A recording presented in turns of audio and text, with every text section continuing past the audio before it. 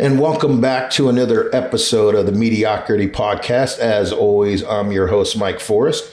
I know it's been a while, guys. Last pod I shot at you was the Ben Fritz one, which we got great feedback. So if you haven't checked that one out, please give it a listen to. Ben was awesome during it. But anyway, we're back again. Couple month hiatus, but I'm going to get to at least 21. The goal is at least 21 podcasts, so don't give up on me. They're not coming as frequently as they were in the past, but the goal is still at least one a month. So we'll see what happens. Anyway, today's guest was the 2002 Pac-12 Player of the Year for the USC Trojans. He won the 2002 Colorado Open. He was a he's still around. So he is a four-time winner on the Nationwide Tour / Korn Ferry now. He's got one victory on the Challenge Tour, and he's got one win on the European Tour. And of course, his big victory, the 2014 PGA Waste Management Phoenix Open. Today's guest, folks, is Kevin Stadler. Stads, thanks for doing this, buddy. Yes, sir. I'm glad I can help your body count. Yeah, exactly. It's not very high. I need to get the numbs up. But thanks. I know it took a while. I was chasing you down. You finally succumbed to the pressure and did it. So thank you. I was trying to up my level from just plain old shitty to mediocre so I could be good enough to be in here with you. And how'd that work out? It took a minute, but here we are. We were talking off air. I cooked a mean pasta and chicken cutlet dinner anyway. So we were just shooting the shit. So you just got back from the Masters. Since the Masters just happened, I figured we'd start there. How was the Masters in your eyes? I mean, unbelievable. One of the best Masters I remember in a while. It was really cool. Yeah, it's a weird thing for me to go there, just having played in it a couple of times, and I went back there to kick it with my old man for a couple of days, and it was really fun. The weather was phenomenal. Was honestly the main reason I went. Just it was beautiful. Yeah, it looked incredible. 65, 70 degrees. Just my fat ass didn't have to lob around those hills when it was hot and humid. And I was like, all right, I can go for a little bit. But poked around on Friday and Saturday was really cool. Like it's weird for me because it doesn't have the mystique as it would for most people. Because like my dad won it when I was 2 years old. So yeah, which we were going to get into. But yeah, used to go in there. Like I went there a million times as a kid, and didn't know any better. And it's kind of like it's what we did in April. Yeah. And, I didn't go for the longest time when I was playing. And last year was the first time I went for probably 10 years. Had a lot of fun and just kind of decided to go very, very last minute this year. And it was great. It was super fun. A hell of a tournament. Rory obviously gets it done, kind of. I don't want to say chokes his way to victory because you can't really choke your way to a victory, but close to choking your way to a victory, but gets the Grand Slam. I mean, I don't know if you want to call it choking or right. Rosie played incredible. His back nine was amazing. The putt he made on 18 was great, but I mean, Rory hit some very un-Rory-like golf shots, and it was kind of shocking to see when he had that big of a lead. Obviously, he's got demons around that place, but I mean, it was incredible to watch. So he hits that shot on 13. I don't even know if it was like a shank, like that, sand wedge or gap, whatever he was using into the water. You're like, I don't even think I would have done that. Yeah. You're like, what the hell? You could have done that. For sure. I think I've seen you do. Actually, I think I did it against you last time we played on the 18th hole. But we're not talking about me now. We're talking about Rory. But then he hits another shot of the century. The shot he hit on 15 was unbelievable. Better than the one he hit on Saturday. He loves to draw the golf ball. So, I mean, I'm sitting there. I thought he might hit 7. They said he hit 6. And I knew he loves to just hit that smash draw. Yeah. It set up perfectly for him. But the shot was 100 out of 100. It was fantastic. And then missed the putt. That for sure he'd make that putt and it was game over. And then he missed it and was like, oh, there's still some nerves going on here. Then he hits that incredible shot on 17 and you're going, okay, he's back. And then he hits that horrible shot on 18 into the bunker and misses another 4-footer. I actually saw him tee off on 18 and I was watching but not paying attention because I thought it was over. And then I looked up and he was hitting a bunker shot. And I was like, how the hell did he get in the bunker from where he hit that drive? Correct. It was unbelievable. But the shot he hit in the playoff was amazing. Fantastic. That's what I expected him to do on the 72nd hole. Correct. Which he got a mulligan and away we go. And did it again. So yeah, anyway, great tournament. What I want to do with you is, usually a lot of times you start kind of from where you were, born as a kid coming up. I want to just kind of start where you're at now, with your career and kind of what that looks like. Obviously, for people, and we'll talk about it later in the pod, but essentially you got hurt, kind of at the top of your game. Yeah. And it took a long time to kind of really diagnose what the main issue was. So it took a while to fix, and then just the game never came back to where you wanted to. So like, what are you doing now? I know you're still kind of out there trying. What I like about you is you love the game of golf. Right? I hate it and love it at the same time. But you play it I don't know too many guys that would still be, trying to like Monday qualify and go around and try to. I mean, it's very, I don't know what the right word is. It's weird, but it's like, it's all I've ever done my entire life. So it's like, it feels wrong that I'm not doing it, but I also fully understand that at 45 years old, and I've not been competitive for 10 years. The game's kind of passed me by, but I'm kind of extremely reluctant to give it up. Right. So, well, like you said, what else are you going to do? Right? Yeah. Like, I mean, yeah, you don't want to stare the real world in the face, but you are, right? But I mean, golf's been my job since I was 6 years old. Yeah. And like, I knew it's what I wanted to do. And I was extremely lucky to be able to do it for a long time. And it's all I've ever known. So I'm in a weird spot to know that like, it's very dysfunctional now. Like it doesn't work anymore. The game's kind of passed me by, but it's still just, it's like literally what my identity is. Right. It's like what I do, but I no longer do it at a very high level, which is a hard thing to swallow. But I know golf on the PGA Tour is kind of that's no longer a thing for me, and I'm fine with that. Like I know I could on a one-off, like I have enough game to play, but yeah, my game is shit. Like I can't play week after week after week and beat these guys that are out there now. Like they're like cookie cutter freaking strong safeties that are playing out there hitting it a million miles and just hungrier than ever, better than ever, younger than ever, and they're amazing to watch. But I'm glad that I got to play the amount that I did. I'm kind of always be a little bit not okay with how it went down and ended. Yeah. But I've got 5 years until I can give it a try on the Old Parts Tour and the senior tour, kind of the next. Yeah, I mean, then I don't have to go beat these dudes that are driving at 320 in their sleep. Yeah, exactly. I can't hit it out of my shadow anymore, but you give me 3 or 4 years to straighten my shit out, and maybe I can go play against guys that are. Well, it's got to be frustrating too, because I mean, I played with you where you've shot and I know it's not quote unquote tournament condition, yada yada, but a 6-7 under and easy 7 under.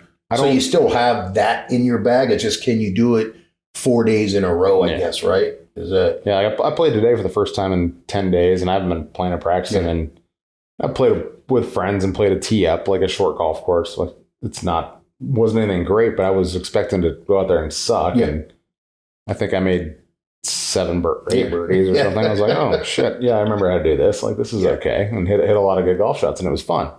The nice thing about not playing and practicing and just frankly not caring anymore is like simply the fact that I don't care. And then like you hit a god awful golf shot, I'm like, yeah, I did that because I suck and I don't practice and I don't care enough to get mad at it. And I'm like, right, whatever. I drove it off in a cactus and fuck it, I'll go play the next hole. And who cares about why you hit it in there? And it's just a completely different approach and mentality. But I'm not expecting to be competitive anymore, but I know my good is good, but my bad right now is real bad. So I got to hone that in the future if I want to try to play again. Sure. For real. Well, I think we'll get you dialed in for the senior tour. Yeah. So, or who knows? Maybe you get. You know what? You almost got into the Dominican tournament this week. So you know what? This podcast has been really good luck for all the guys that have done it before. So maybe you get into Reno or one of those other ones and lightning strikes and top 10, top 5, whatever, something fucking crazy happens. Anything top 65 would be nice.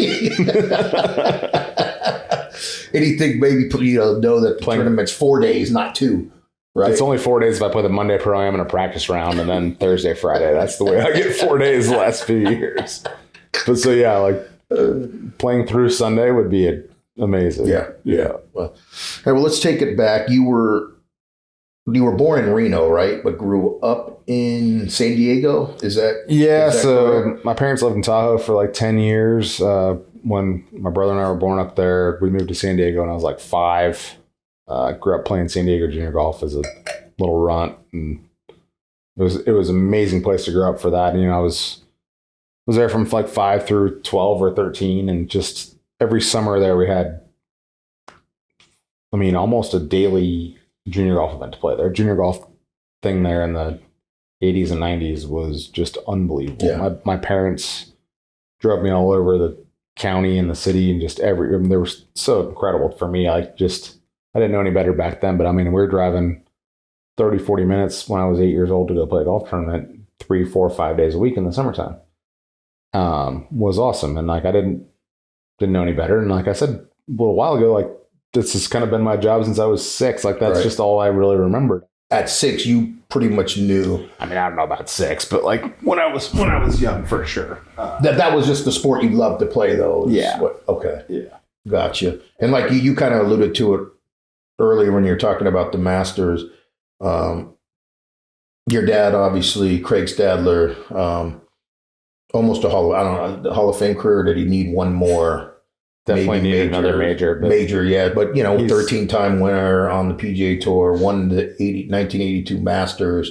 How was that having a dad on the PGA Tour? Did you kind of, when you weren't in school, did he take you around to tournaments? Did you hang out in the locker rooms? Yeah, when I was a kid, I'd followed him everywhere I went. I loved it. I couldn't get enough of it. Yeah. But he was just my dad. Of course, just is what he is, and he happened to be a really good golfer. And when I was young, I didn't know how good he was, and I was playing a tournament. This is a long time ago now, and I was actually still a functional golfer. Boy, that is a long time. It was a long time ago, but we were at a tournament in Japan, and his caddy went and caddied for me, and we were sitting around having a drink and just bullshitting with the guy that runs the tournament. My dad used to go play that tournament every year back in the 80s or mid 90s or something. And this is 2012, 13, I went and played it. And the same guy was still kind of in charge of recruiting all the kind of Americans or whatever to come play. Right. A Japanese event, a great event, great golf course. But we were sitting around on a Monday or Tuesday night, and he was just saying about how good my dad was, and how much everybody over there in Japan loved him, and blah, blah, blah, blah. And I'm talking about how good he was. And all I remembered from when I was a child was my dad coming home just bitching and moaning, oh, I suck. I can't putt first shot. I'm trash. So that's where you got it from. Yeah, that's exactly where I got it from. But we sat there that night and looked back through, which I'd never done, which was weird because I was 30 something years old. Yeah. And we were looking at all of his results, and year after year after year after year, when I was in my probably, early teens, whatever, when he was talking about just being shit, and he was still finishing 50th on the money list, 70th on the money list. Right. To him, that was terrible. That's how good he was. Because back in his heyday, he was in the top 10, top 5, won once or twice, just was always there. And I was like, man, he was really good. Obviously, there's a lot, in my opinion, a lot more competition now, a lot deeper now, but still, you are who you are in your era with those people. Correct, and he was amazing, which I never really knew, because I grew up around him kind of being, when I was old enough, his best years were when I was really young, probably pre 8 years old. So never really was around to appreciate it, but he was a freaking killer back then. So do you think that might have actually been good for you as far as not feeling following in his footsteps, not casting this big shadow? You know what I mean? You were kind of... He and I both cast big shadows, unfortunately. I have a huge shadow too, probably 10 more pounds since the last podcast. But you know what I mean though? If you didn't really truly... You knew he was a great golfer because he won the Masters and whatever, but did that in any way, kind of your blindness of how good he was, make it a little easier for you to follow in his footsteps then, and put a little less pressure on it? I never paid any attention to that. Okay. It didn't really have any bearing on me. Because you ended up going to USC. Your dad went to USC. My dad went there. My granddad went there. I don't know why I went there. It wasn't because, you know what, I want to follow my dad's footsteps. I had on the signing day for college, I was between New Mexico and SC. And growing up in Denver, I was like, you know what, Albuquerque's a 6-hour drive south of here. They had a really good golf program, golf course, similar weather, closer to home, but it was like a polar opposite to LA. And I had both letters right in front of me. And I had legitimately no idea where I was going to go. Like I didn't really care. Like LA has never been my thing. Like I'm not a California guy. Like it's not my favorite place in the world at all. I certainly just like LA. Way too busy for me. But I just kept bouncing back and forth between the two, and I was like, you know what? I guess I'm gonna go to SC. Which did you visit there beforehand? Oh yeah, I went to all of them. Okay. Yeah, I mean, I don't mind the area. I don't. You know, I went to. So my older brother went to USC, and I went out to visit him when he was in college and I was in high school, and you know, I took one of those like super shuttles from the airport to his condo or his apartment on campus or whatever. And the person must have like got the address wrong, right? But I'm like, I think I'm maybe a junior in high school at this time. And we pull up to a neighborhood let's just put it this way. They go, "Oh, you're here," and I go, I don't want to go. This isn't it, and I can't get out of the car. Yeah, you know what I mean. So it was just kind of. It's not. But the campus was beautiful in the area. You know what I mean. Like I love the campus, but it was just kind of funny. They're like, "You're here." No, I'm not. Yeah, that's how I used to feel when I was playing on the tour, and I'd have to fly back to Arizona in the summertime. The plane would land here, and they'd like ask you to get off, and it would be midnight on a Sunday, and it'd be 111 degrees, and I'd be like, no, I don't want to be here at all. Like kind of same but different. But what you're saying, like, the campus at SC was not in a good area whatsoever, but it was not. I think the campus itself was nice. Yeah, it is, and it's not. You know, it's not you know where to go and where not to go. Yes. You're never in danger there at all. Like it was cool. It was fun. I would have actually loved to have gone to school there and just been a student and not played golf on one hand, but like the golf program there when I was there was really, really good. The golf courses we got to play were fantastic, like just world-class courses around LA. Just for me, the traffic was a serious issue. Where was the home? Where was your guys' we played all over. We played like 4 or 5 different courses, but we'd have practice at 1 o'clock in the afternoon. They've switched that now to kind of alleviate some of the sitting in the car just nonstop all afternoon and evening.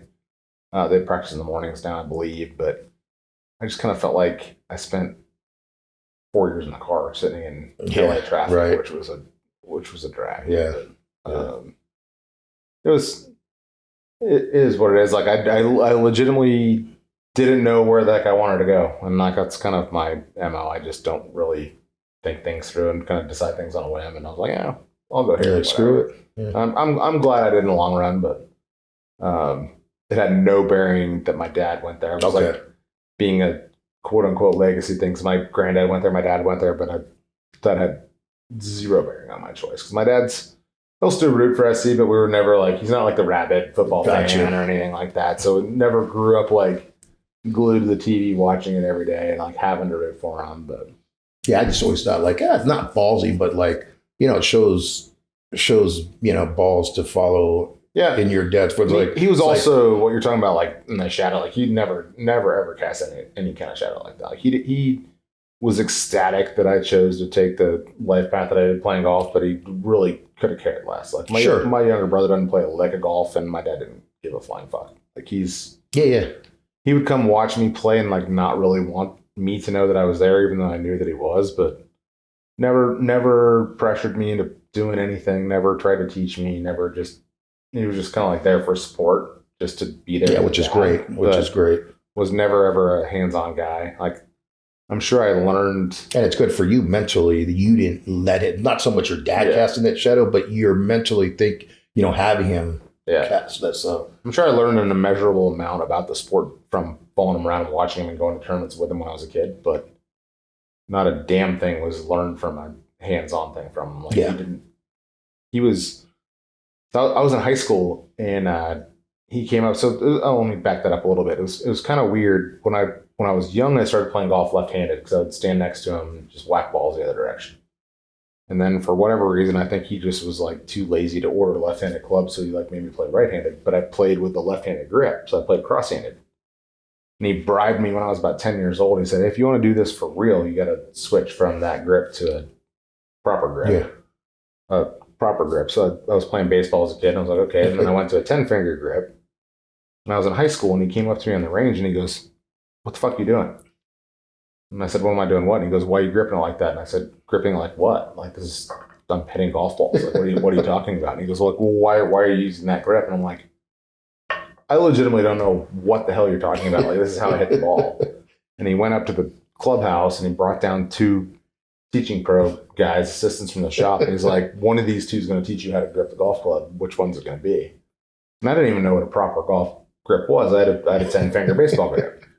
And he was adamant, like, if you want to do this for real, you need to do the interlock or the overlap grip. You can't keep doing that shit.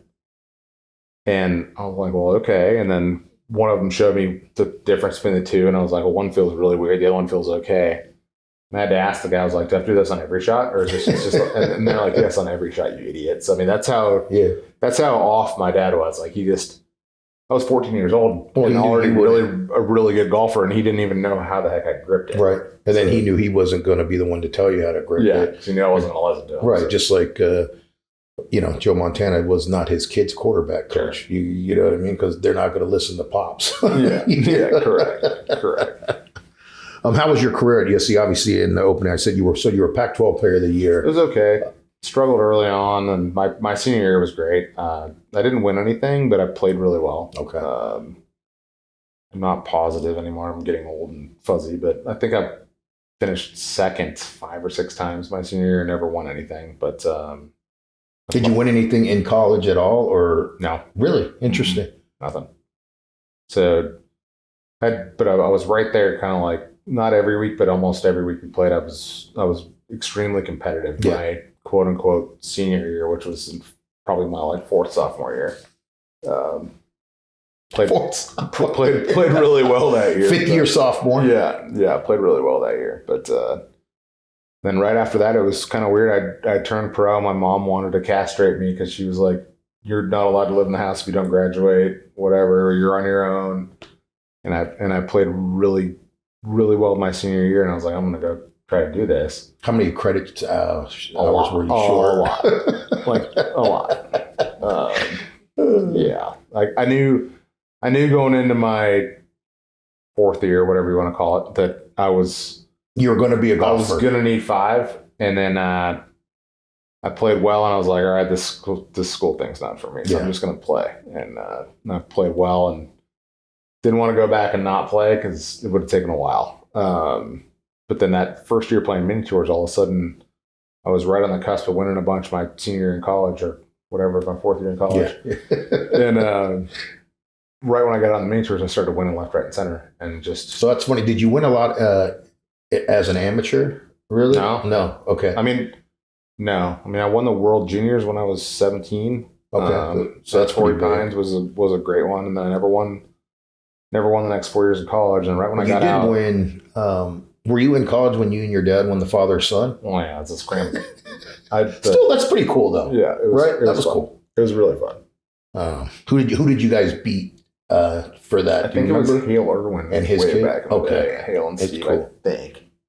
I don't know. It was a long time ago. Yeah. That was pretty cool. Yeah. So you didn't win shit in high school, really, not much of them. I won a shitload in high school. I never won anything. Oh, not high school. College. Sorry, college. Yeah.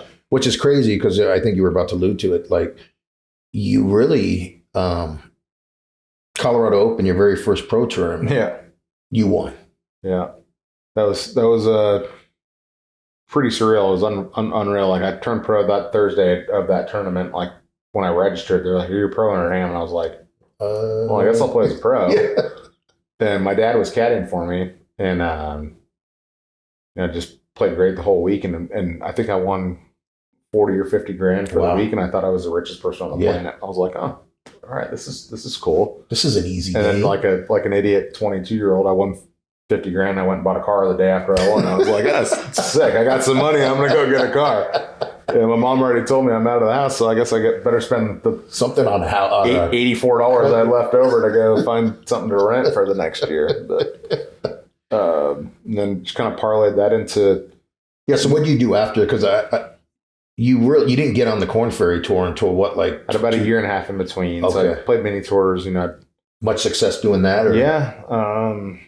Probably won 4 or 5 more kind of little ones and a couple other state opens, and which would get you what, like 10 grand, 12 grand? Yeah, anywhere from like 10 to 20 grand, something like that. And so top of the world at that point. Yeah, like enough to stay afloat and just kind of like live to see another day, and was happy with the way I was playing. And I got out on a nationwide tour. I qualified for the US Amateur, or excuse me, US Open, and at Shinnecock.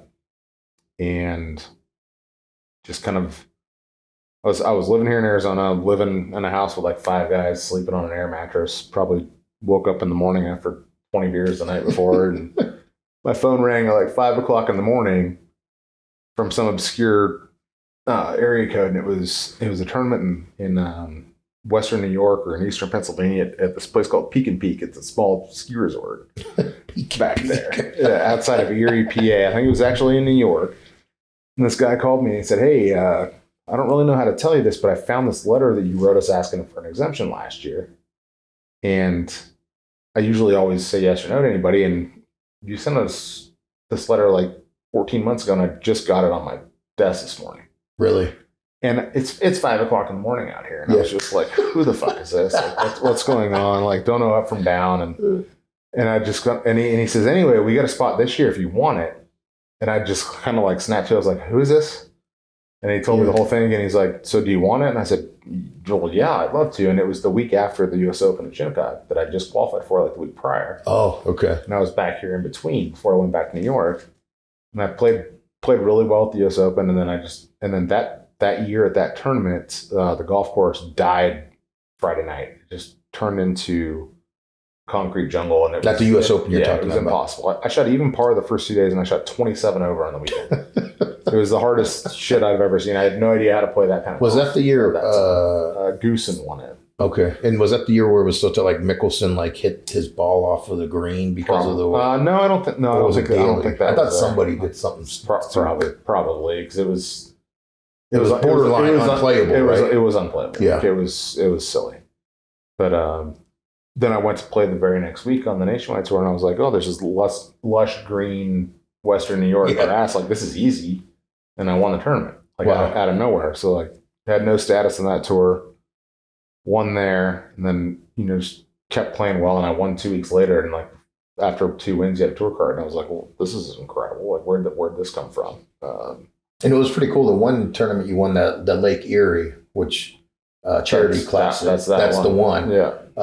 Your dad won a senior event that same weekend, I guess. I was reading, which is kind of cool because so it hadn't happened since like '99 or whatever, and it doesn't. Father son aren't winning the same weekend very often. He was back hanging out at the US Open with me the week prior, and then he went up to play. I think it was in Boston the week, so it was easy for him and easy for both of us traveling from there. But yeah, so he was crushing the senior tour back then. It was when he was probably like 50, 51, 52. He won. I don't know how many times he won the senior tour. Probably like 10 or 12. Yeah. Won a lot. He was playing great. And I vaguely remember he was probably leading the tournament, but I didn't really give a shit where he was at. I was so nervous about what I was doing. Yeah. And I won. I was in there doing the media thing after, and they told me my dad won. I was like, "Oh, that's pretty cool." And then didn't you win in a playoff that tournament? Yeah. Okay. Yeah. And do you remember who you beat in the playoff? There was at least 3 or 4 people. Was there? Okay. I truly don't remember. I know one of them was kind of Michael Long, who I think was from New Zealand or from Australia. Or I think, no, Bubba was in there too. Oh, wow. Okay. Because he was the last guy that came down to. And it was really weird. I'll always be grateful to him kind of like sucking for me a couple times. I was going to say. Was amazing. Interesting. There was the last hole of that tournament was a par 5 that he hit amazing drive around the corner, like Big Bubba slice, perfect tee shot. I hit it in the rough, and I'm like, all right, this guy's going to make eagle or birdie. And I was in the rough from like 240, and I said, I got to go for this. And there's a creek right in front of the green, and I hit it and went in the creek. And I was like, oh, this is game over. Game over, yeah. And he had like a 6-iron in, and we were walking. I'd already hit my second shot in the water, and we're walking up to his tee shot, and he looked at me and he said, don't worry, Stads, I made 6 from here earlier. And I was like, well, what the hell kind of comment is that? And I'm thinking to myself, like, please do it again. Yes, please, beg you. And he hit it way right at the green and ended up making par. I dropped him a wedge shot that spun back and clanked off the flagstick, almost went in, had a kick in, and then I beat him on the next hole. Incredible. But I was like, I thought that the thing was done and I wasn't going to win. And then he said that, and then I beat him. I was like, well, all right, thanks. Like, yeah. No, but that was pretty cool to win on the same weekend as your pops. You actually won. It's funny, like you said, you didn't win in college at all. Why do you think you kind of, the nationwide, you had no problem? You played in 53 events nationwide. You won 4 times and had like 8 top 3s or top 5s or whatever. Yeah, you looked that up recently too, because last year I think I played 15 events and made 1 cut, so I really That's even that number up. Correct. That's the crazy thing, really. I don't know. I just was in a good rich vein of form when I got out there when I was young and played really well. It's such a mental game. Like all of a sudden you think you can play well and you do. No rhyme or reason why. Just I was never really able to access that on a extended time frame, but I did that year, or the year or two that I had to play out there. So I ended up getting my card that first year there. Got out on the tour the next year. Really struggled that year. Lost my card. How was the year out on the tour though? Was it kind of an eye opener? It was cool. Like I enjoyed it. I played all right. I actually had some real shit luck late in the year. I was playing really good in Vegas, which back then it was a calendar year, kind of like it is now. And Vegas is one of the last events, and I was tied for second going into Sunday, and I needed a huge week to keep my card. And I actually got DQ'd on the first fairway on Sunday, which... You're kidding. I was tied for second, probably... I don't remember if I was like a shot or 2 out of the lead, but that week I was... People shoot nothing around Vegas, and I think I shot 73 or something on Thursday. I thought it was a miscut. Started out on Friday pretty poorly, and then I played like the next 27 holes in 19 under or something stupid. Yeah. And we're just playing great. Shot 65 on Saturday, was tied for second last group on Sunday. And I got out in the fairway on the first hole on Sunday. I had like 100 yards of the flag, and I got over my lob wedge, and it looked like it had a little bow in the shaft or a little kink in the shaft. And I called for an official, and nobody showed. We're in the second last group. I was pretty nervous. It was just kind of like, people are waiting on us behind. What, like, crowds murmuring, like, what's this idiot doing standing out here not hitting a shot, like, hit the ball. Yeah. And I swapped that out, and I just hit my sand wedge up there on the green. I hit it about me to you, like 8 feet away. And an official showed up on the green. He's like, one of y'all have a question? And I said, yeah, I did. I think my lob wedge might have a little bend in it. Didn't use it.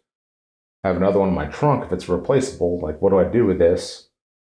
And he looked and he's like, ooh, we might have a problem here. Let me get back to you. And so there's a obscure golf rule, like there's 100 of them, but it said, he came back on like the 4th hole and he showed me the rule book. And it said if you start a round with a non-conforming golf club, which it's deemed non-conforming if it has any kind of issue in the shaft at such a length above the hosel. You got to be kidding. The rule is, or the breach of the rule is disqualification. Like I never even used the club. Like you can't just take it out of play, which is kind of wild. Like that is unbelievable. Never even hit the thing. And like in my mind, like I think I probably would have won that tournament because I was playing really, really well. That's a fucking career. Yeah, looking back, like when I look back on it, I'm like, what would that have potentially done for me had I won my first week or my first year out? And that, just kind of. It stung. It sucked, like getting carted off the golf course for something. I was like, I didn't even really do anything here. I don't know what happened here. But I won again. That challenge tour thing you talked about earlier was down in Argentina that fall. Then the next year, right after that, I went back to play the nationwide tour. I won a European event in Australia. That's pretty cool. So you won and then so you had status on the European tour and the Korn Ferry, right? So it was kind of like, did you play kind of both of them? So I won. Yeah, I won in like February on the European tour, and then won twice on the nationwide tour kind of by June. So I pretty much had my card wrapped up, and then I just went and played in Europe for the summer, nice. which was That's awesome. Yeah. So like, I love the way that it worked out. I wish it would have worked out differently, like in retrospect. But I mean, I was 25, 6 years old doing that, and I had time of my life just going and bouncing around Europe and playing. Like well, you don't know what you don't know, right? Yeah, so. Exactly. So it was all good. But for whatever reason there in that like 5-6 year stretch, I was winning left, right, and center, but just didn't do it on the biggest stage. I did it kind of everywhere else. Right.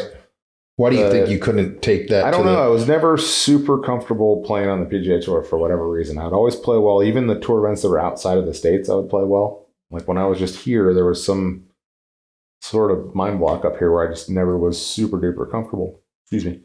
And again, you say didn't play well here, but you played well. You just couldn't win. You had a ton of top 10s and top 25s. So like after it, but it legitimately took me 5-6 years into in the long run. Doesn't seem like very long, but I think I played 10 years before I got injured and stopped playing. But it took me 5 or 6 years into that 10-year stretch to be fully comfortable and kind of like show up and expect to play well. Yeah. And then the last 3 or 4 years were great. And Unbelievable. And it was just like I knew I was going to play well when I got there. And I couldn't tell you how or why I got to that point. I wish I could have a lot earlier, but just kind of just bide your time. And eventually, like, unfortunately, it's probably the dead opposite of what all the sports sites would tell you, is not let the results determine your mindset. Because like that's just the nature of this game. Like the more good results I had, the better I thought I was going to play. And I'm like, okay, no, I'm playing better. I can keep doing this. So which makes sense. I mean, yeah, the better you play, the better you think you're going to do. So, and then you won.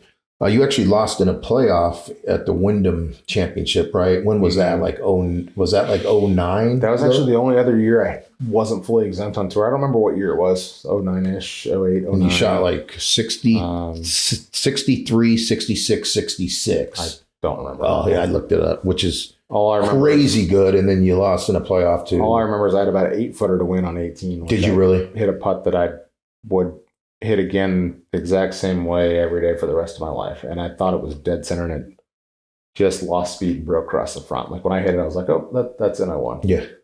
And then when it was a 3-way playoff with Ryan Moore and Jason Bone, we went to the 10th hole, was the second playoff hole, actually. And I hit it to about 30 feet, and it was the exact same putt that I made in regulation. And I hit the exact same putt, and again, I thought I made it, and it lipped out hardcore, and I was like, oh no. And then I bogeyed 18 to come back, and Ryan won. But that was cool. That was actually a really interesting year for me. It was a different year because I had conditional status. I only played like 15 events, and I was used to playing upwards of 30, but I kind of just felt more prepared every time I would get into an event. I was like looking forward to playing. And I played well for the most part that year, and I really should have won that tournament, but didn't. And then it was 5 or 6 years later until I had a chance again. Like I had a lot of good events, but I never really had that many chances to win. Was never that good to be up there fighting to win. So, and then obviously your big breakout moment came here at home. The 2014. What'd you say? You don't know if it would be you called the breakout win. I don't think I ever had a breakout. Okay, your only win on the PGA Tour came at the Waste Management Open. Talk us through that kind of week, how you were feeling heading into the tournament, and kind of how the Sunday unfolded. I felt great leading up to that because I'd had, I want to say, I'm probably going to make some shit up here, but it feels to me like in about the 6 or 8 weeks leading up to that, I was playing really, really well from the previous fall into that spring. I think I was in the last group, like 4 or 5 out of the 8 events. So I was just like on Sunday. Yeah. So you did have a bunch of chances to win. Right then. And that was the only little window that I did. Okay. And I was right there, like time and time again. So like when it came around to Phoenix, I was like, all right, I can, like I'm ready for this. And the weird thing that week was usually the elite level of play is not sustainable for the entire week. And I got out there. I played the Monday Pro-Am. I always help these guys out here, local guys playing the Monday Pro-Am. And I shot like 61 or 2 in the Pro-Am. You're like, and I was just like, oh, yeah, I'm fucked now. Because you can't do that from Monday through Sunday. There's always going to be a lull in there. And I went out and played 9 holes on Tuesday. And I don't think I missed a shot. Actually, excuse me, I did not do that. I went up to Whisper Rock with my coach on Tuesday, and we played 9 holes up there, and I did not miss a shot. Played the Wednesday Pro-Am, and I shot like 63. And I was just like, this is prime for a miscut. Yeah. Like, you can't sustain it.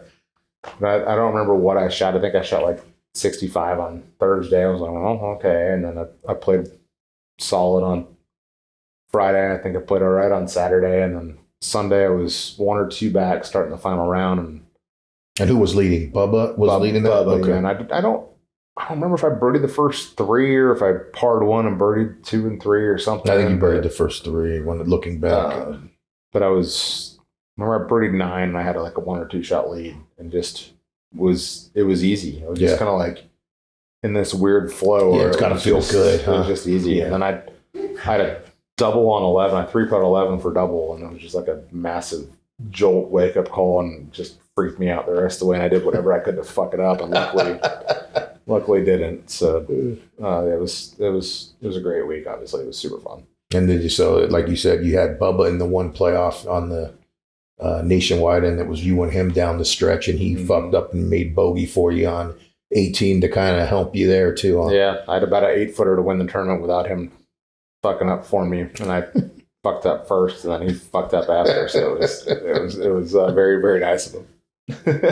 Awesome. And then you had people have told the story, but you had a great party at your house afterwards with a lot of friends and other players over there celebrating with you. So that was cool. Huh? Yeah, my house is walkable from the tournament location, and I did the media and got home, and there was probably 75 or 100 people in my house already. It's a house I've lived in forever, and everybody knows I'm there, and the door's open. And yeah, it was a mess, but it was a lot of fun. Yeah, sweet. And then that got you what everybody wants as a PGA player, an invite to the Masters. So you finally, after walking the grounds every year as a kid, you finally got your chance to play as a professional. How was and it just so happened to be your dad's last Masters as well. So kind of a cool... It was his circle moment. It was his last because I finally made it there. I think he wanted his last to be about 10 years prior, but he just hung in there until I finally got there, and he was getting a little grumpy and agitated about it. He's like, "Are you ever gonna fucking qualify for this thing so I can stop playing here because it's too hard for me?" So it was cool. Really cool week. It was weird as we were. Just opposite ends of the spectrum at the time. I was playing great. He was just basically checked out by then. I'm not one for limelight. Like, I just kind of like to do my thing, and they were trying to make a media little spectacle out of it, and I didn't really care for it. Rightfully so, but I get it. But I'm just like, I just wanted to be there and play the tournament. Sure. So I was still today, like, I was talking to somebody about it. I was with my dad, and we came across Larry Mize in the parking lot, and on Friday last week at Augusta, and he said, he's like, man, and Larry said to me, he's like, I haven't seen you since you played here, and it was 10 or 11 years ago, quite a while ago now. And he said, I really wish they would have paired y'all together in that tournament. And I said, I'm so happy they didn't, because I didn't want to be part of a sideshow. Like, my game was really good. But you were focused on winning. Yeah, I wanted to be there to play well. I was like, I don't want to be just almost like a sideshow for your dad, really, right? Like, it's his last. Oh, look at this cool father-son moment kind of thing. So 20 years from now, you might have a different idea on it, but I don't think you will, though. I just wanted to be. I was there to compete, and my dad was just there. Yeah, and it was cool that he was playing. And like now, like 10, 12 years later, it's really cool we got to do it at the same time. Yeah, like you said, at least you did practice rounds with them. We did practice rounds, par 3. Yeah, our practice round actually got rained out. We only played 3 holes or something. But it was cool. And honestly, if you were paired together in the tournament, who knows, you might not have played that well. Oh, correct. Yeah, I probably wouldn't have at all. And you ended up having a great week and finishing 8th. Mm. So, which got you an invite the next year. But, as we discussed you got hurt. When did the injury happen?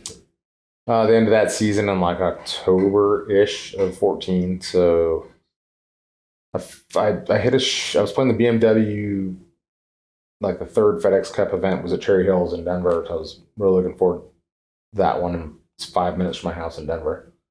And I hit a shot out of the rough and it really jarred my left hand for some reason. It kind of went away. Then went and played in Vegas once the new year started a few weeks later, and it felt a little funky. Then I was playing a Race to Dubai event, and then the HSBC, and they were both in Shanghai.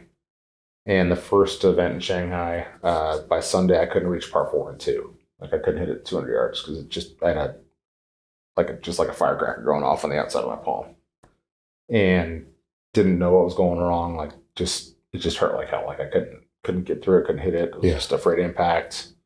So I came home after that, got it looked at, and X-rays, MRI showed nothing was broken, nothing was wrong. And I was like, well, something's clearly wrong. And unfortunately, it took them almost 4 years to find the problem. It was probably 15 MRIs and like every hand doctor across America to tell me I had a broken bone in my palm that was nowhere near the location of pain. But it was always the thought that was what was wrong from all these guys, but it was never showing on a scan. And just had wicked pain at address. And if I could take the club away, and then once I got to impact, it would just be an explosion. Yeah. So went 4 or 5 years without being able to get a proper diagnosis. Couldn't practice, couldn't play. I'd play like maybe twice a month, but in excruciating pain. And unfortunately, I just kind of like hardwired a lot of really bad habits. Yeah, and I was just kind of ignorant. Like once I was ecstatic, once I finally found it, thought I'd get it fixed. And I just was ignorant enough to just think like, oh, cool, I'm just going to go back and play like I used to play. But all these old patterns took root. And I, you know, I'll own the fact that like I never really knew what I did mechanically. I never was any one forward mechanics game or studying anything. Like I don't know how to teach anybody anything. But I would just do whatever my golf teacher told me to do. And I lost a lot of stuff that I used to do sort of intuitively that I didn't really know how the hell I did it. And everything changed out of, you know, fear of pain on impact. So all of my sort of golf makeup stopped and changed because I was just afraid of just this explosion. And so I kind of just had to start over at ground zero and just like learn how to play golf, which I never really did. I just always played golf. I could take people's sort of input and advice and I just apply it in my head. But like once I lost stuff that I'd done since I was a child that I didn't even know how or when you were a natural player, like just and then I could tinker with that and kind of like take feedback on that and improve it. But like once I lost that stuff that I did intuitively my entire life, and I had to start from literally like I felt like I was a 10 handicap trying to go play on the PGA Tour. I was like, this is not going to work. So it was unfortunate. Like I chased it for another 5 years and just never got back to, even a shadow of the player that I used to. And it does suck that you couldn't, because when you finish in the top 12 at the Masters, you get an invite the next year and you never got to play. I did actually. I went back and played. I had a busted hand. I hopped up on every. Oh, did you end up going back? I took every steroid shot and everything. The next year really? I didn't know you did that. Yeah, because they weren't going to put it on hold. I was like, fuck it, I'm going to go play. Fuck, I thought you ended up having to miss it. Mm-hmm. Oh, okay. At least you've gutted it out and you knew you were going to suck, but you went out there to I'll tell you something funny about that too, that I had the ball on a string. I could not hit the ball offline to save my life because I couldn't feel my hands. Because they put me, I don't know how many drugs I was on just to like get out there and try to play. I legitimately couldn't feel my hands, and I couldn't hit the ball more than 230 yards, but I could not hit it offline. It was going dead ass straight. So I'm probably going to misspeak here, but I think I led the first 2 rounds in fairways and greens. I hit driver on 10 and 11 on the green both days. driver on 10. And I think I hit 5 iron on 12. Wow. Right in the middle of the green both days.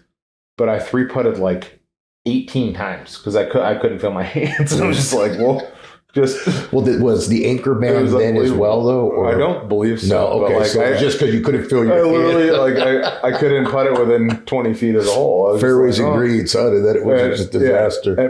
But I was hitting, holes you hit 8 iron into. I was hitting 5 wood into. But it was just going like this. It was crazy. That's incredible. That's cool. No, I didn't. There's something I didn't know. So I just went. Chance. That year I played. I played at Maui, the Tournament Champions, because I knew they wouldn't hold that, and I didn't play again until Augusta because I knew they wouldn't hold that. Yeah. And I felt so little pain at Augusta because I was on all these drugs. I signed up to go play Hilton Head the following week, and I played on Tuesday, and they all wore off on Wednesday, and I hurt like hell again, and I withdrew, and I don't think I played again the rest of the year. Yeah.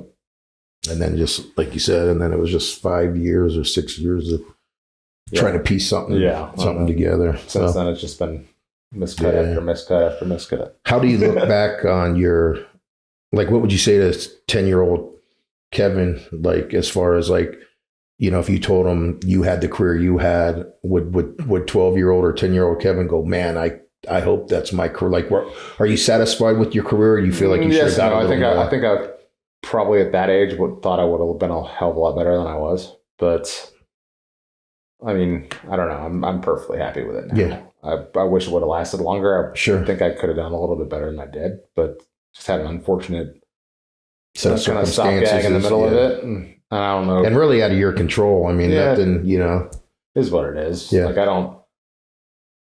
don't feel bad about it. I don't feel bad for myself. It sucks the way that it went down, but I'm like it.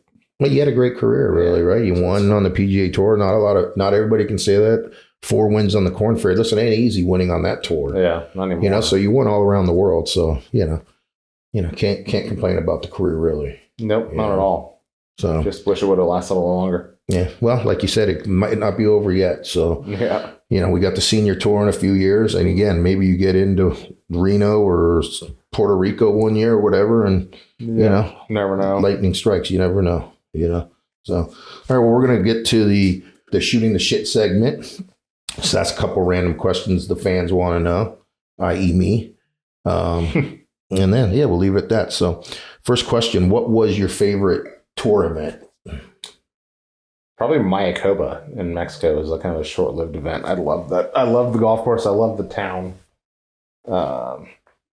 Played well there back in the day when I could hit it straight. The course suited me. It was a really fun week, like a great week. Okay, cool. Very cool. Who was your favorite player on tour to be paired with? Or your favorite player to hang out with on tour? There's a handful of them, but the first time I played with Tiger, I was insanely nervous, and then the next half dozen times I played with him, I loved playing with him. Like it kind of like heightened my focus, and I played good every time I played with him. So I still kind of like dreaded when the times came out and I was with him, but the last 6 or 8 times I played with him, I played really, really well. So that's cool. I don't know if that was my favorite, but I always played well when I played with him. So it was, and it's always cool playing with Tiger. That was fun. Okay, cool. Who's the most famous person in your phone? Good question. Hey, thank you. Yeah, I don't know if it's you, but no, it's certainly not me. Not yet. Subscribe, hit that subscribe button. Let's make me the guy. Probably John Elway. Wow, yeah, that is good. Okay, that was good. I thought you were going to tell me Pat Green, which is another great one, but favorite musician. Well, should I just go with what you just said from 20 Pat Green years ago? Okay. Yeah, I love Pat Green. Incredible performer. As we discussed, you're a big Denver sports fan. If between the Avalanche, Rockies, Broncos, Nuggets, and I don't know how big of an NBA guy you are, but if only one of those teams could win one more championship, but nobody else could win. Avalanche? 100 times over. Okay. Yeah, I know you're a huge hockey guy, but I figured they might have won enough. Maybe you go Rocky. No, maybe you let the Rockies win one, but that's never gonna happen. So. not anytime soon. No. Anyway. And finally, the way I end all my shooting the shit segment questions: give me your best bathroom emergency story? Ooh, Malaysia. Oh, this sounds like a good one, folks. Poured potty to Malaysia. Not pretty. Malaysia is the hottest place on earth. It's like, was it during a tournament or you were out? There was a tour event over there a couple of years I played, and we had the unfortunate decision to eat in some basement food hall the night before. Not pretty. 100 and God knows how many degrees and humid as all get out. Like the 10th or 12th hole just was like, I didn't know if I could make the porta-john or not. It was not a pretty sight. So you're on like the 9th green maybe, and you're like, I got to get... Oh, no, it wasn't the 9th green. It would have been by the clubhouse. It was in the middle of the golf course, and I thought I was going to die. It was not pretty. Like, nobody needs to think about that or see that or anything. Yeah. It was not a good So you had to go on that porta-john, and it probably lost 30 pounds taking a shit in there. Yeah, so I probably need to go back in there, to be perfectly honest with you. Yeah, it was not good. Yeah, great. That is a good one. Well, that's how we end them off. Steads, I really appreciate you doing this. Mm-hmm. And hey, don't give up on your dreams, buddy. 4 years and the senior tour is right around the corner, my man. Can't wait. Thanks for doing this, buddy. I appreciate it.